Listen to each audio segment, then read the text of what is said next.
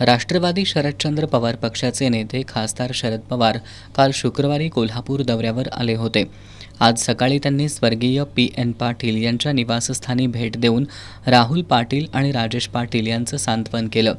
यावेळी खासदार शरद पवार यांनी स्वर्गीय पी.एन. पाटील यांच्यासोबतच्या अनेक राजकीय आठवणींना उजाळा दिला.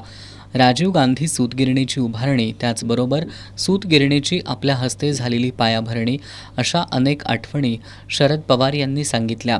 पितृक्षेत्र हरपलं असलं तरी राहुल आणि राजेश यांना पालकांप्रमाणेच आपला आधार असेल अशा शब्दात त्यांनी राहुल पाटील आणि राजेश पाटील यांना आधार दिला.